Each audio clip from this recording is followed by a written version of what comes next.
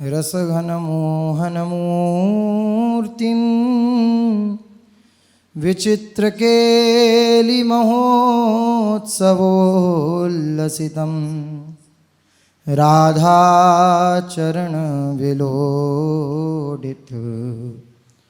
रुचिरशिखण्डं हरिं वन्दे।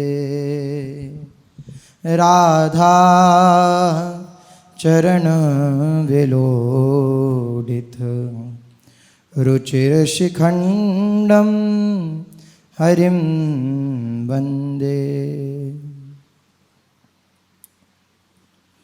हरि रीझें तो मुक्ति दें, हरिजन हरि को देत।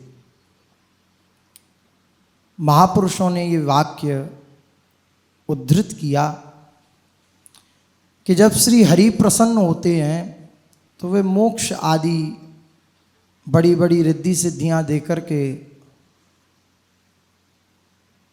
अपने निजजनों को लुभाना चाहते हैं कि शायद ये इसमें मान जाएं, लेकिन जब हरिजन प्रसन्न हो जाते हैं, अर्थात श्री जी के निजजन, ठाकुर जी के निजजन, भक्तजन जब प्रसन्न होते हैं तो हरि को प्रदान कर देते हैं। वे मुक्ति आदि, रिद्धि सिद्धि आदि जो भी अन्य पदार्थ हैं उसमें नहीं फंसाते जीव को, हरिजन हरि को देते। हरिजनों की कृपा से, भक्तों की कृपा से भगवान की प्राप्ति हो जाती है, भगवान सुलभ हो जाते हैं। वासुदेवम सर्वम इति स महात्मा सुदुर्लभः, श्री ठाकुर जी ने स्वयं कहा है कि सब जगह भगवत दर्शन करने वाला महापुरुष अत्यंत दुर्लभ है, बड़ा कठिन है मिलना। वह मिल जाए तो मैं सुलभ हूं। अनन्यचित होकर जो मेरा स्मरण करते हैं तस्याहम सुलभ पार्थ। अर्जुन को भगवान कह रहे हैं, पार्थ मैं उसके लिए सुलभ हूं जो अनन्य गति होकर के मेरा स्मरण करता है। दुर्लभ क्या है? संत समागम। गिरजा संत समागम सम न लाभ कछुआन। भगवान शंकर भी कह रहे हैं कि हे गिरजा, संतों के समागम के समान कोई लाभ नहीं है, क्योंकि अनंत जन्मों से भटके हुए जीव, यद्यपि ठाकुर जी उसके साथ हैं, अनंत जन्मों से साथ हैं, जब से वो उससे ठाकुर जी से दूर हुआ तब से साथ हैं, लेकिन फिर भी उसकी दुर्गति है। अवश्यमेव भोक्तव्यम कृतम कर्म शुभाशुभम पुनरपि जननम पुनरपि मरणम पुनरपि जननी जठरे शयनम। ये स्थिति उसकी लगातार बनी हुई है। लेकिन जिस क्षण से, जिस घड़ी से वह संतों का आश्रित हो जाता है, भक्तों का आश्रित हो जाता है, तो हरिजन हरि को देत। वह भक्तजन हरि से मिलाकर ही उसे छोड़ते हैं। गुरु सत्ता है, गुरु तत्व है।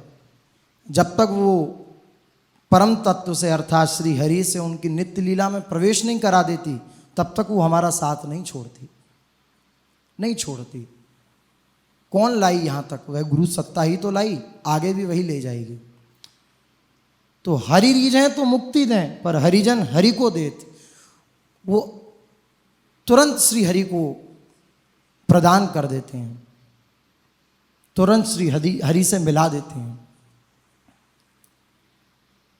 और भगवान, कल जैसे हमने कल के प्रसंग में सुना कि श्री हरि जब प्रकट होते हैं, अवतार धारण करते हैं, तो संतों की कृपा से, परित्राणाय साधु नाम, इसी विषय पर कल चर्चा हुई थी अपनी। संतों की कृपा से, संत ही तो पुकार करते हैं, संत जन ही तो आह्वान करते हैं, तो ठाकुर प्रकट हो जाते हैं।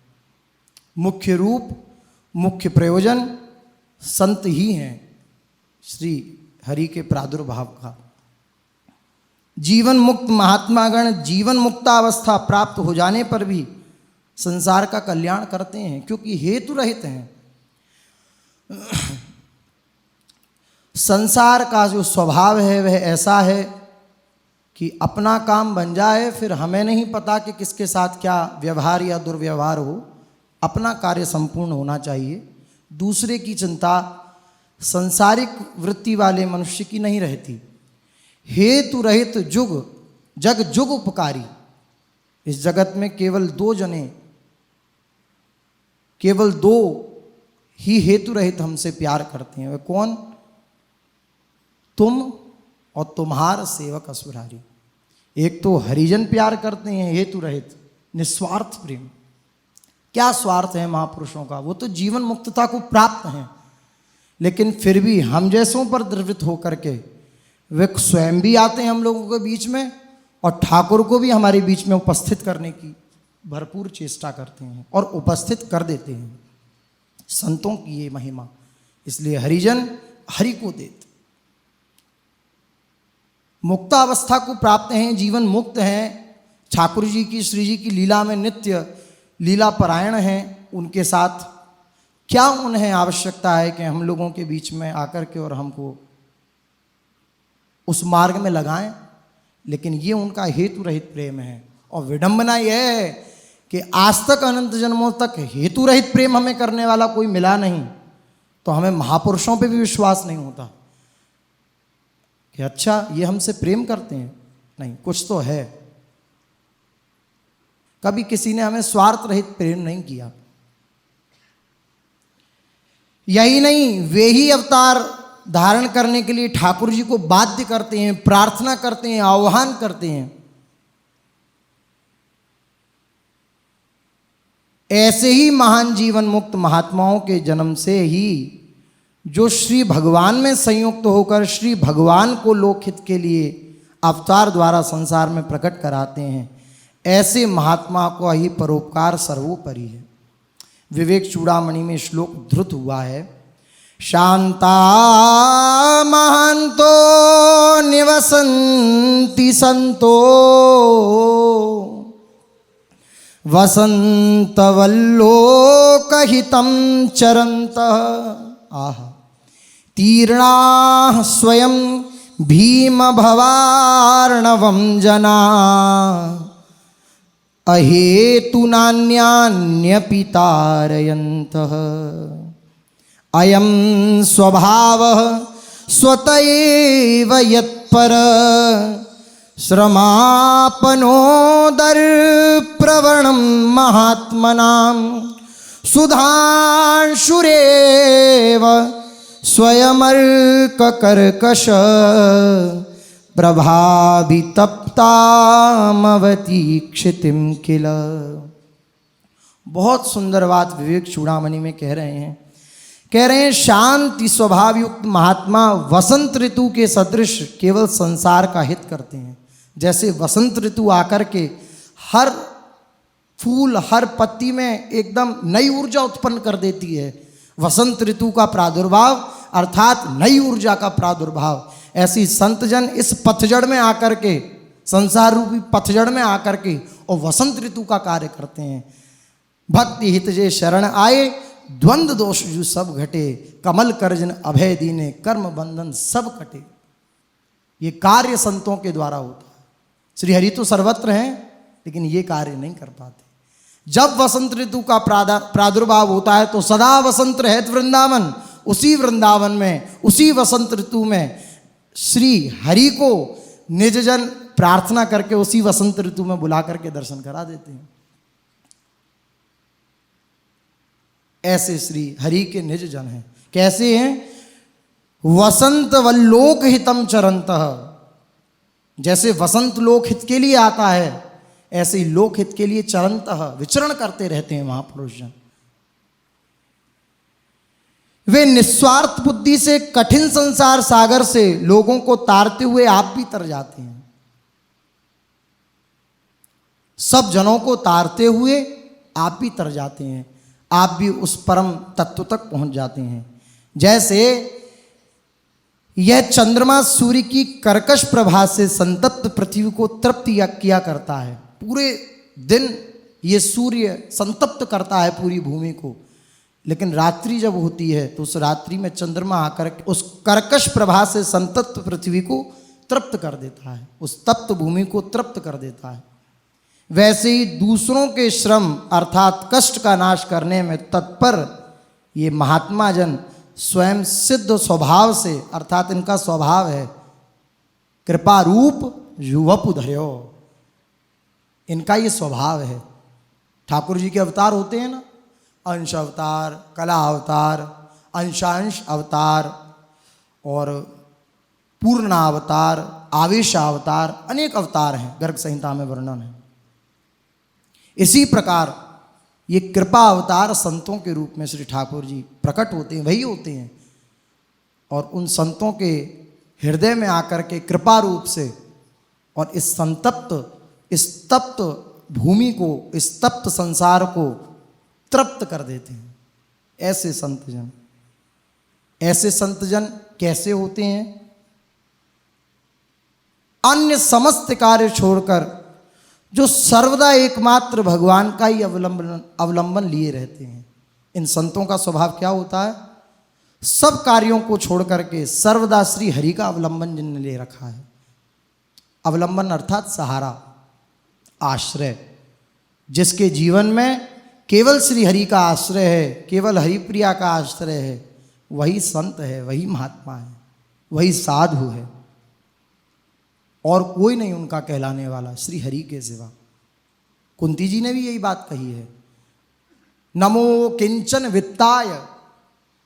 कुंती जी अपनी स्तुति में कहती हैं कि आप कौन हैं? आप अकिंचनों के वित्त हैं। नमो अकिंचन वित्ताय। अकिंचन, ऐसा अकिंचन नहीं कि दर दर पर भटक रहा है, बेचारा गरीब है, ऐसा नहीं। अनन्य गति अकिंचन है, मंगता है लेकिन श्री हरि के दरबार का। अकिंचन है लेकिन श्री हरि का। किस बात का अकिंचन है? आशास्य दास्यम वृषभानुजाया स्थिरे समध्यास्य च भानुजाया। आशा एक ही उसके हृदय में लगी हुई है, एक ही अवलंबन उसके हृदय में है कि एक बार श्री प्रियाजू मुस्कुराकर मेरी तरफ देख लें, एक बार श्री प्रियाजू मुस्कुरा कर के निज जनों की ओर देख लें। इस हृदय से संतप्त है उसका हृदय, तो उसको भी तृप्त करने के लिए श्री हरि आते हैं। एकमात्र भगवान ही जिसका अवलंबन है और कोई सहारा नहीं है उनका। संतों का ये स्वभाव। एकमात्र भगवान की सेवा ही तन मन से निरंतर जो उनकी सेवा में ही नियुक्त रहते हैं, ऐसे भक्त ही नमस्कार योग्य हैं। ऐसे ही भक्त ही सतरति सतरति स लोकांश तारयति। वह खुद तो तरते ही हैं लेकिन लोगों को भी तार देते हैं, लोगों को तार देते हैं। इतनी सामर्थ्य होती है। जो भगवान में समस्त लोक और समस्त लोकों में भगवान का दर्शन करता है, जो समान बुद्धि रखता है और सर्वभूतों में प्रेम रखता है, वह भक्त है। क्या कौन भक्त है? जो भगवान में समस्त लोगों को देखता है और समस्त लोकों में भगवान को देखता है। ये भक्त का लक्षण है। मत्तः परतरम नान्यम किंचिदस्ति धनंजय। ये बात जिसकी अनुभव गम्य हो गई है, अनुभव कर लिया है जिसने इस विषय का कि सर्वत्र मेरे श्री हरि हैं या श्री हरि में ये सब कुछ है, इन दोनों में से एक भाव जिसने हृदयस्थ कर लिया है, वे संत सब जगह प्रभु का दर्शन करता है। फिर समान बुद्धि उसकी उसी क्षण हो जाती है उस भक्त की, जिसके हृदय में ये बात हो गई कि सर्वत्र प्रभु हैं, तो सब जगह सम व्यवहार होने लगता है, समदर्शन होने लगता है। व्यवहार में तो जैसा व्यवहार है वैसा करना पड़ेगा, लेकिन दर्शन उसका सम हो जाता है। दर्शन समान भाव से करता है वो, इसमें भी श्री हरि हैं, इसमें भी श्री हरि हैं, इसमें भी श्री हरि हैं, या ये भी श्री हरि में है, ये भी श्री हरि में है, ये भी श्री हरि में, दोनों में से कोई। सर्वभूतों में उसका फिर प्रेम हो जाता है। फिर सर्वत्र से प्रेम दर्शन होता है, सर्वत्र से प्रेम ही प्रेम, हित ही हित दिखाई देता है। देखो रसिक महापुरुषों ने कहा, सबे चित हित मित्र के जहानो धामी धाम। जितने भी धाम धामी हैं, जितना भी संसार है, विश्वंभर सब जग आभास, सुनौ रसिक हरिवंश विलास, श्री हरिवंश ही गाई। विश्वंभर सब जग आभास। क्या हुआ? उनकी दृष्टि परिवर्तित हो गई, उनको दिखने लगा कि सब जगह वही हित का, वही मेरा हित मित्र ही सर्वत्र विद्यमान है। तो हित मित्र जब सर्वत्र विराजमान है तो सबसे प्रेम होने लगा उसका। फिर दुख आए, चाहे क्लेश आए, चाहे कोई भी अनुकूल परिस्थिति आए, चाहे कोई भी प्रतिकूल परिस्थिति आए, देखो जब ये पता लग जाए कि हमें दुख देने वाला कोई हमारा प्रीतम ही है, तो क्या वे दुख हमें दुख लगेगा? क्यों? हमारे प्रीतम ने हमें दिया है। और प्रीतम क्योंकि वो हमसे प्यार करते हैं, तो वो जो अब हमसे प्यार करते हैं तो उनका कोई भी विधान अमंगल में नहीं हो सकता। उनका कोई भी विधान मेरे लिए हितकारी ही होगा, अनिष्टकारी नहीं होगा। तो सब जगह, सब प्रकार से, सब परिस्थिति में वो प्रेम से परिपूर्ण रहता है, जिसको अपने और पराये का भेद नहीं है। जब सर्वत्र भगवत दर्शन होने लगा तो ये मेरा है और ये तुम्हारा है, ये दृष्टि द्वैत की, ये संसारी की होती है, संतों की नहीं होती। जिसको इच्छा, द्वेष और अभिमान नहीं है, कोई इच्छा नहीं रह गई, अब कोई भी लालसा नहीं रह गई, कोई भी आशा नहीं रह गई, ऐसा जिसका हृदय हो गया है। कहीं भी द्वेष नहीं रह गया। जब सर्वत्र प्रभु हैं तो किससे द्वेष करना, किसके प्रति अपराधमयी वृत्ति को धारण करना, जब सर्वत्र प्रभु हैं तो। और अभिमान नहीं रह गया, किससे अभिमान करे, किससे अभिमान करे? जो सर्वदा पवित्र एवं भगवान में दत्त चित्त है वह भक्त नमस्कार योग्य है। दत्त चित्त है, निरंतर प्रभु के स्मरण में, निरंतर प्रभु की याद में तल्लीन है। भक्त का ये सबसे बड़ा धन है, प्रभु की याद। सबसे बड़ी संपत्ति जो है भक्त के पास, वह प्रभु की याद है, स्मरण है, स्मृति है। उनकी याद से वो अपना पूरा जीवन व्यतीत कर देता है। उनकी याद में, उनकी याद में रोना, उनकी याद में हंसना, उनकी याद में तड़पना, उनकी याद में नाचना, केवल उनकी याद और याद में जीवन बन जाता है उसका। जिसका मन संपत्ति विपत्ति में भगवान को छोड़कर अन्यत्र कहीं नहीं जाता, वह भक्त है। ये बहुत विशेष बात है। हमारे जीवन में कोई भी परिस्थिति आए, देखना यह है कि हमारा चिंतन कहाँ जाता है, हमारी वृत्ति कहाँ जाती है। क्या प्रभु में जा रही है? अगर प्रभु में नहीं जा रही तो इसका मतलब अभी अन्याश्रय जीवन में है। कोई भी संपत्ति आए, खूब फूलमाला चढ़ाई जा रही हो तो श्री हरि की जय जय, और खूब अपमान मिल रहा हो भरी समय तो श्री हरि की। लेकिन ये कहना आसान है, बोलना आसान है। अभी यहीं से तो बोल रहे हैं। अभी जब फूलमाला चढ़ रही है तो जय हो, बड़ी कृपा है। देखो कितने कृपालु हैं गुरुजन, कितने कृपालु हैं ठाकुर जी। कहाँ मैं अधम, कहाँ मैं नीच, और मुझे इतना प्यार दे रहे हैं। और जहाँ अभी अपमान कर दें अभी भरी सभा में, तो तुरंत फिर दोष बुद्धि होने लग जाएगी। तो हमने कृपा को क्या माना? अनुकूलता को कृपा माना? नहीं माना, अनुकूलता को कृपा माना। वह मेरे अनुकूल हैं, मेरे अर्थात मन के, मन बुद्धि को ही अपना स्वरूप मान रखा है हमने। मन बुद्धि के हमारे अनुकूल हैं तो महाराज जी बड़े कृपालु हैं। देखो कितना दुलार, कितना कितना सौभाग्य। जहाँ प्रतिकूलता जीवन में आती है तब इस बात की परीक्षा होती है, तब आश्रय पता लगता है। और जिसका कोई नहीं है जीवन में, कोई आश्रय नहीं है, कोई ठौर नहीं है, तो आप अनुकूलता दो, प्रतिकूलता दो, आप हानि करो चाहे लाभ करो। यद्यपि महापुरुषों के द्वारा हानि नहीं होती, लेकिन फिर भी हमारी मानी हुई। आप कुछ भी करो, अब आपके सिवा हमारा कोई ठौर नहीं है, आपके सिवा हमारा कोई और नहीं है। श्री राधा वल्लभ लाडली अति उदार सुकुमार, ध्रुव तो भूलो और ते तुम जिन देव विसार, तुम जिन देव विसार ठौर मोकू कहूँ नाही। कहीं ठौर नहीं बची है ही नहीं कोई। अब आप गाली दो, फटकारो, मारो। जैसे कोई बेका हुआ दास होता है, अब उसका मालिक उसे डांटे फटकारे, चाहे खूब बढ़िया बढ़िया वस्त्र पहनाकर आनंदित रखे, तो अब उसका कोई प्रश्न थोड़ी होता है, वो बिक चुका है। जैसे रूपलाल हित हाथ बिकानी, हित हाथ बिकानी तो निधि पाई मन मानी। लेकिन प्रवचन करना बड़ा आसान है और हृदय में धारण कर पाना बड़ा कठिन है। गुरु कृपा से ही धारण हो पाता है, क्योंकि अहम वृत्ति जो होती है, जो हृदय में अहंकार होता है, वो अपनी सत्ता बनाए रखना चाहता है। मैं कुछ हूँ ये रहे, कम से कम मेरी कहीं तो स्थिति रहे।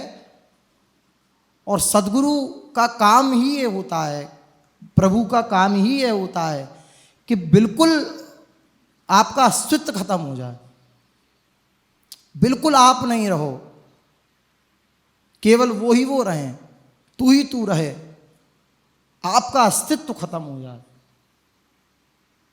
और जितनी भी अपने हृदय में विरोधाभास उत्पन्न होता है, वो केवल अपनी सत्ता बनाए रखने के कारण होता है।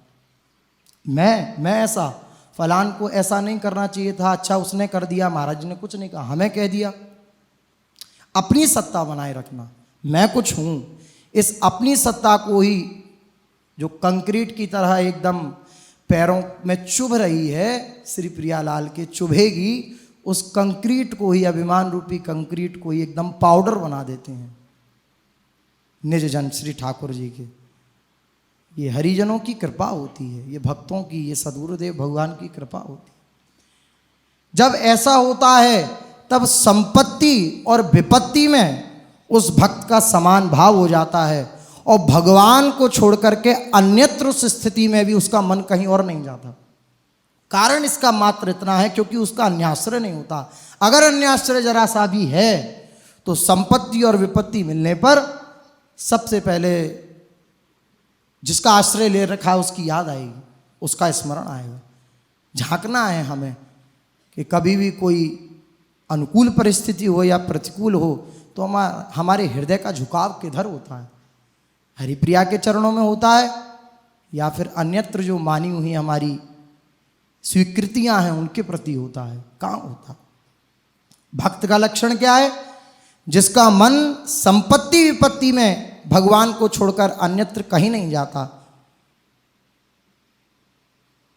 जिसको प्रेम का ही अवलंबन है, हित का ही अवलंबन है, प्रभु का ही अवलंबन है, जिसने मत मतांतरों को त्याग कर प्रभु की शरणागति स्वीकार कर ली है। मत मतांतर जो हमने अनेक अनेक अनेक अनेक अपनी स्वीकृतियां हृदय में बिठा रखी हैं, अपने मत अपने मतांतरों को हृदय में बिठा रखा है, जो मन बुद्धि सद्गुरुदेव भगवान के वचनों में भी काटते रहते हैं, उनके वचनों को भी वे मत मतांतरों का भी उल्लंघन करके जो केवल उनके शरणागत हो गया, अर्थात अब जो ही कहें करें हम सोई आयस लिए चले निज दासी, ऐसी जिसकी स्थिति हो गई है वह भक्त है, वह शरणागत है।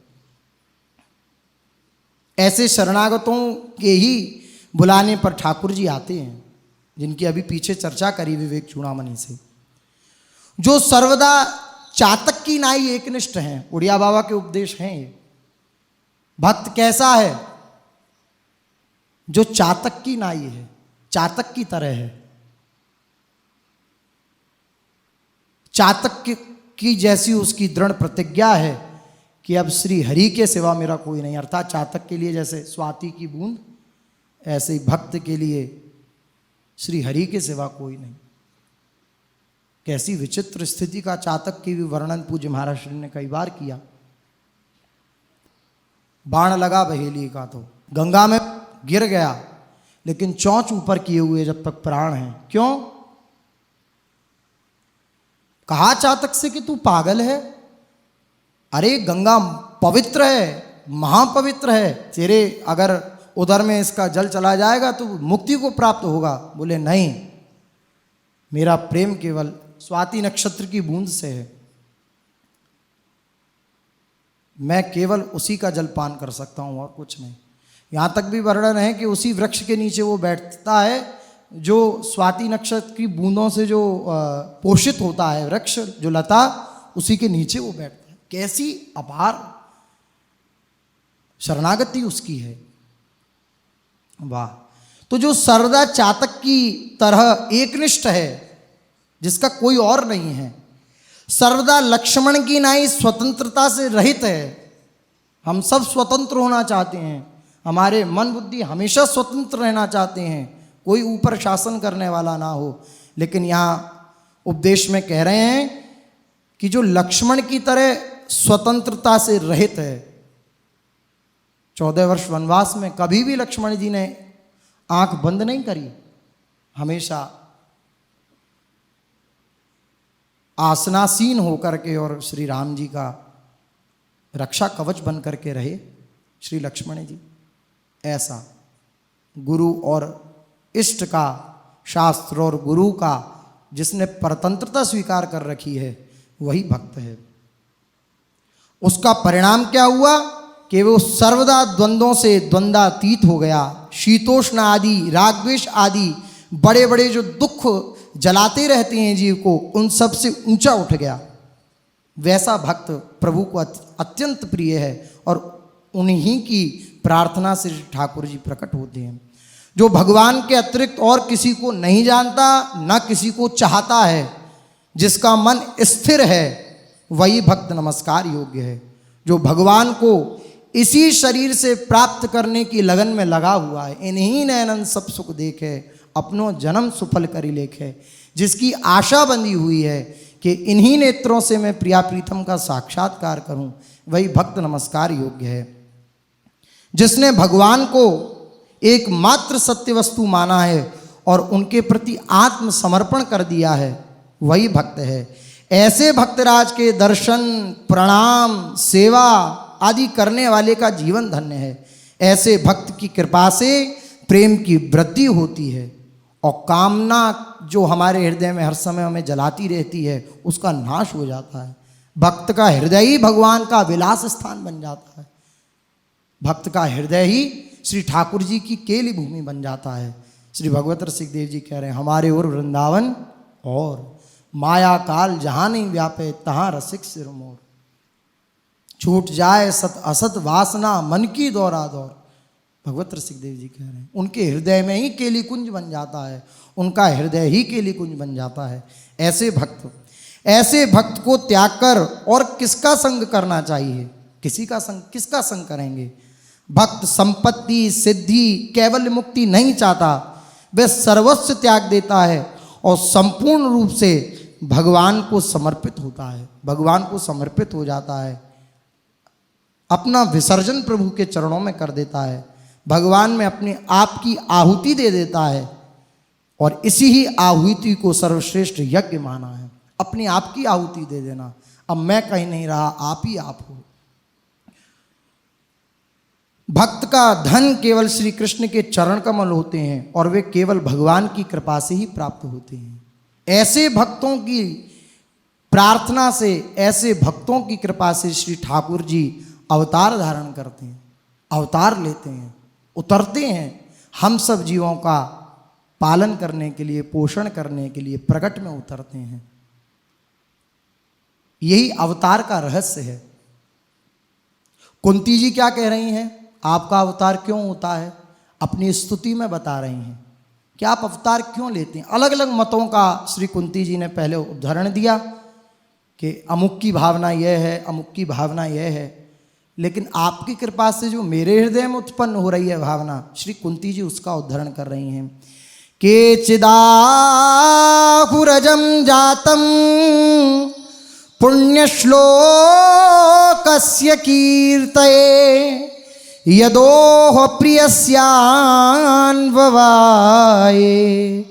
मलस्येव चन्दनम् अपरे वसुदेवस्य देवक्यां याचितोऽभ्यगात् अजस्त्वमस्य क्षेमाय बधाय च सुरद्विषां भारावतरणायान्ये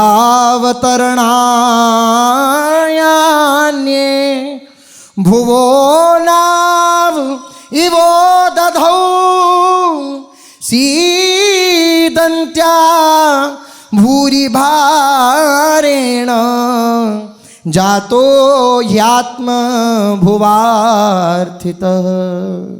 अलग उदाहरण दे रही हैं कुंती जी, कह रही हैं केचिदाहुरजं जातं पुण्यश्लोकस्य कीर्तये यदोह प्रियस्यान् ववया मलयस्येव चंदनम। हे भगवान, कोई कोई महापुरुष जन ऐसा कहते हैं कि आपने पुण्य श्लोक राजा युधिष्ठिर जी का यश बढ़ाने के लिए यदुवंश में अवतार धारण किया।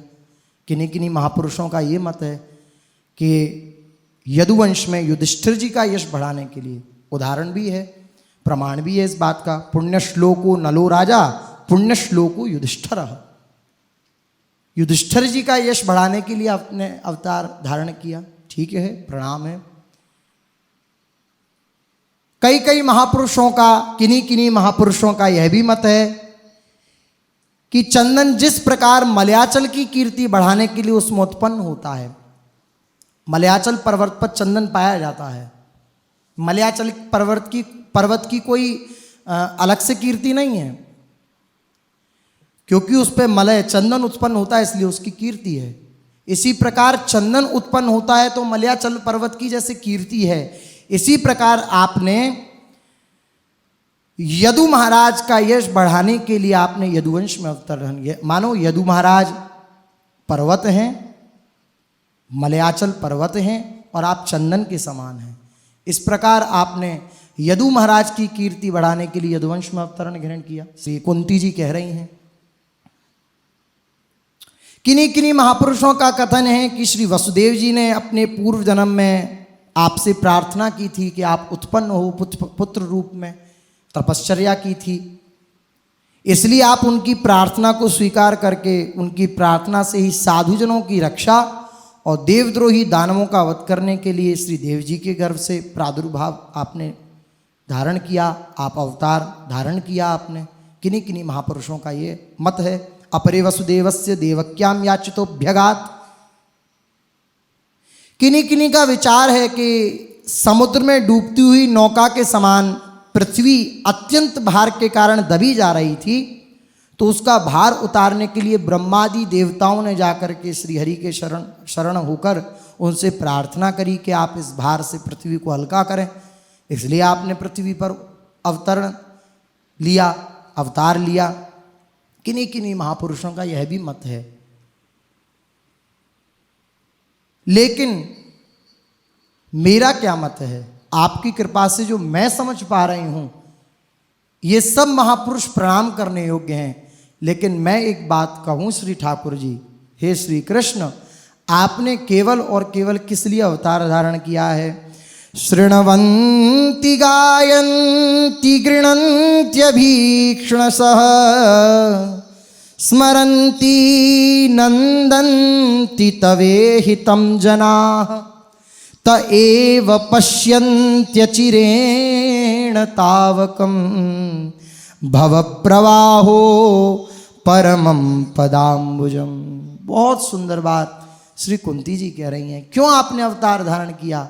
किन्हीं का मत है कि आप उनके पुत्र में आना चाहते थे, किन्हीं का मत है कि आप पृथ्वी का भार हरण करना आना चाहते थे, किन्हीं का मत है कि आप यदुवंश शिरोमणि होकर के उत्पन्न होकर के यदु महाराज की पवित्र कीर्ति को स्थापित करना चाहते थे, किन्हीं का मत है कि आप युधिष्ठिर का जो सम्मान है उसको विजय दिलाने के लिए आना चाहते थे। लेकिन मेरा मत यह है कि इस संसार में अविद्या अर्थात अज्ञान से विविध कामनाओं की उत्पत्ति होती है। कुंती जी क्या कह रही हैं कि अविद्या के कारण, अज्ञान के कारण जीव के हृदय में अनेक प्रकार की कामनाएं उत्पन्न होती हैं और कामनाओं के कुचक्र में पड़कर उनके वशीभूत होकर के मनुष्य कर्म में प्रवृत्त होता है। कामनाओं के कारण ही तो प्रवृत्त होता है। कोई कामना ही ना रहे हृदय में तो फिर सब जो लोग भाग रहे हैं वे कामना के कारण ही तो भाग रहे हैं। अमुक कामना, अमुक कामना, अमुक कामना। उन कर्मों के परिणाम में ही संसारी लोग विभिन्न प्रकार के क्लेश भोगते हैं। अब जब कर्म करते हैं तो उनके द्वारा अशुभ भी होते हैं, शुभ भी होते हैं। तो शुभाशुभ का जब संयोग बनता है तब ये मनुष्य धारण करके और अनेक प्रकार के कष्ट नरक आदि में भी और यहाँ पर भी और अनंत जन्मों में भोगते रहते हैं। जब आप इन सब के इस क्लेश को देखकर द्रवीभूत होते हैं तो आप विचार करते हैं कि अब इनका उद्धरण का ऐसा क्या संयोग स्थापित किया जाए कि जिससे ये इन सब क्लेशों से दूर हट करके मेरे शरण में आकर के इस भवसागर को पार कर जाएं। तो फिर जब आप द्रवीभूत होते हैं तो तएव पश्यन्त्यचिरेण तावकम भव प्रवाहो परमम पदाम्बुजम। आप सोचते हैं कि इनके हृदय में कैसे मेरे चरण कमल स्थापित हों, तो आप अवतार धारण करते हैं, अवतार लेते हैं और अंदर सुंदर लीलाएं करते हैं। जब ये लीलाएं होती हैं तो इन लीलाओं का गान करके ये क्लेश से दग्ध जीव भी आपके उस परम पद को प्राप्त हो जाते हैं। इसलिए आप अवतार धारण करते हैं, आप सुंदर सुंदर लीलाएं करते हैं। उन लीलाओं के प्रभाव से, उन लीलाओं का गायन करके श्रृण्वन्ति गायन्ति गृणन्त्य भीक्षण सह स्मरन्ति नंदन्ति तवे हितम जनाः। इस हित को जान करके कि जब मैं ये लीलाएं करूंगा तो इनका श्रवण करके, इनका गायन करके, इनका स्मरण करके सहज में ही संसार सागर से ये जीव पार हो जाएगा। इसलिए आप अवतार धारण करते हैं। प्रेम और भक्ति प्रदान कर उन्हें सांसारिक क्लेशों से छुड़ाने वाली दिव्य लीलाओं को करने के लिए ये अवतार आपने लिया है। श्री कुंती जी स्तुति में कह रही हैं, जो जन आपकी प्रेम एवं भक्ति भाव से भरी हुई अद्भुत लीलाओं को सुनते हैं, गाते हैं, स्मरण करते हैं, वे आनंदित होते हैं और वो शीघ्र इस जन्म मरण की सांसारिक प्रबल प्रभाव को शांत करने वाले आपके श्री चरण कमलों का दर्शन प्राप्त कर लेते हैं। उनके लिए संसार सागर नहीं रहता, गौ के खुर के समान हो जाता है। गौ का खुर समझते हैं, जैसे गौ के चरण होते हैं तो गड्ढा बन जाता है रज में, तो जब उस खुर में चरण से जो गड्ढा बन जाता है उसमें जल भर जाए तो उसे पार करने में कितना क्षण लगेगा, आप तुरंत पार कर सकते हैं उसे। इसी प्रकार ये संसार समुद्र क्या हो जाता है, गौ के खुर के गड्ढे के समान हो जाता है। और भी विशेष बात, अगर आपके नाम का कोई आश्रय ले ले तो नाम लेत भव सिंधु सुखाई। आपका नाम का कोई आश्रय ले तो उसे गौ के खुर के समान जो गड्ढा है उसको भी जल को पार करने की आवश्यकता नहीं है। नाम मात्र से, आपके नाम का स्मरण करने मात्र से ही सारा संसार समुद्र रहता ही नहीं, सूख जाता, रहता ही नहीं, कुछ पार करने वाली चीज ही नहीं रहती, कुछ सूख जाता है, एकदम सूख जाता है। प्रभु, यदि आपका प्रादुर्भाव नहीं हुआ होता तो आपकी इन जगन्मोहिनी लीलाओं का रसास्वादन किस प्रकार किया जाता है। और इन्हीं जगन्मोहिनी लीलाओं का स्मरण भी कुंती जी ने एक श्लोक में किया है। एक श्लोक का और श्रवण करें। गोप्या ददे त्वयि कृतागसिदाम तावत् याते दशाश्रुकलिलाञ्जन संभ्रमाक्षम वक्त्रं निनीय भयभावनया स्थितस्य सा मां विमोहयति भीरपि यद्विभेति। ऐसी ऐसी लीलाओं को आपने जब किया तो इनका श्रवण, इनका गायन, इनका स्मरण करके जीव बहुत सहज से इस भवसागर से को पार कर जाता है। इसलिए आपका अवतार हुआ। कैसी लीला, तो स्मरण कर रही हैं और श्री ठाकुर जी को ब्रज की याद दिला रही हैं, क्योंकि स्तुति कर रही हैं बाहर ब्रज की। जिस समय आप पर कुपित होकर श्री यशोदा जी दही मत्ते मत्ते मथुनी को छोड़कर आपको पकड़ने के लिए हाथ में रस्सी लेकर चली, जिस समय श्री ठाकुर जी ने रज भक्षण कर लिया था, तो श्री यशोदा जी तुरंत वो दही मथ रही थी, तो आकर के ग्वाल वालों ने कहा कि अरे तुम्हारे लाला ने तो मट्टी खा ली है, रज भक्षण कर लिया है। तो यशोदा जी को बड़ा क्रोध आया और तुरंत वह दंड लेकर के, एक छड़ी लेकर के और ठाकुर जी को पकड़ने के लिए दौड़ी। माँ ने कभी मारा नहीं है, डराने के लिए। और ठाकुर जी भागने लगे, खूब भागे और रो रहे हैं, आंसू भर भर के रो रहे हैं। अब देखो, ठाकुर जी ब्रह्मांडों के राजाधिराज योगीराज परम परमेश्वर और रो रहे हो तो ब्रह्मादियों की स्थिति क्या रहेगी मानसिक। वो तो समझेंगे भैया हम सबसे ऊपर हैं ये, और ये रो रहे हैं। तेने ब्रह्म हृदय आदि कवये मुह्यंति यत् सूर्य, इसलिए ब्रह्मादि देवताओं को भी मोहित करने देने वाले श्री हरि हैं और रो रहे हैं। और माता ने पकड़ा तो माता से कह रहे हैं ना हम भक्षितवान अम्ब सर्वे मिथ्या भी संशुनः, ये सर्व मिथ्या भाषण कर रहे हैं, झूठ बोल रहे हैं भैया, मैंने माटी नहीं खाई। माता मारेगी इस भय से रो रहे हैं और आपकी वे डरने वाली आंखें आंसू से भरी हुई हैं।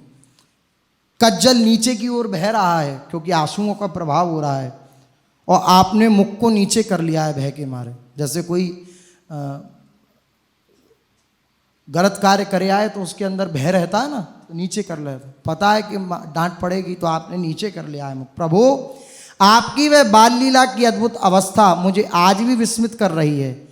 यहाँ श्री भगवान का भयभीत होना दिखलाकर कुंती जी ने यशोदा जी का सुंदर स्मरण किया और याद दिलाया कि अगर आपकी ये लीला कथाएं नहीं होती, अगर आपने अवतार ना लिया होता और ये लीलाएं कथाएं नहीं होती तो आपके निजजन, आपके भक्तजन कैसे जीते।